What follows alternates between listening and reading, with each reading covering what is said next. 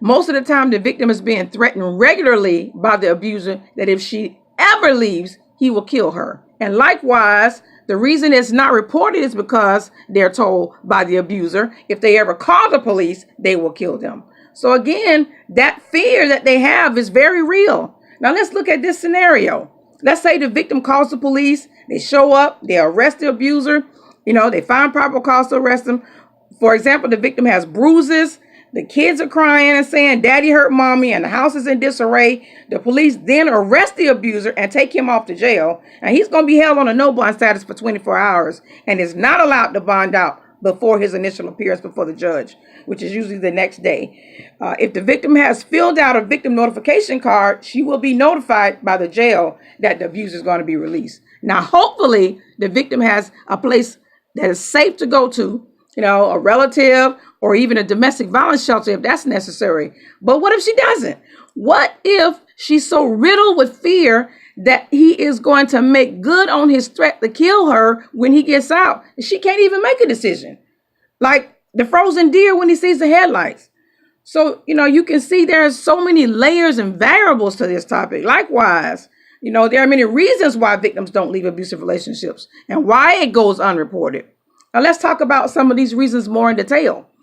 Okay, we're talking about fear, a fear that victims have that if they stay, she fears that the violence from her abuser, that it's going to continue, that she might get hurt, that the kids might get hurt, or she might fear that she may not even make it out alive.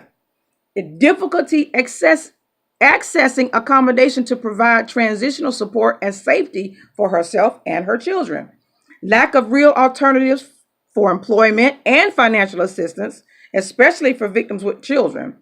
Being immobilized by psychological and physical trauma. She's so traumatized by the abuse that she can't even make a decision, much less make that decision to leave. Believing in cultural, family, and or religious values that encourage the maintenance of the family unit at all costs. And some people have been taught that you stay and you stick it out no matter what, no matter the emotional cost to the victim or the children. Continuing to hope and believe that the perpetrator's promises to change are true and valid. And the abuser is going to make promises that he's going to change, that it's never going to happen again.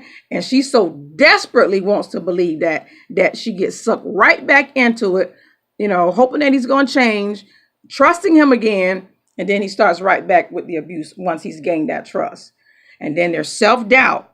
And in cases of emotional abuse, victims often begin to doubt themselves and second guess all of their decisions. Now, she is locked up in a cycle of violence. She really does love her abuser, and in most cases, that's her husband, the father of her children. They've been together for a while. They've built a life together, and he's not always violent.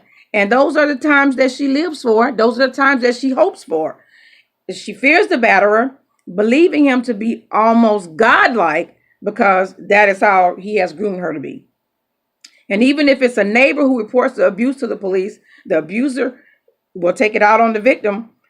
So when the police show up, the victim denies the abuse ever happened because she knows when the police leave, now she's going to have to pay for calling the police or the fact that the neighbors called the police. Then there's socialization. Socialization creates a powerful inertia in relationships, and people feel that they must stay in a relationship and are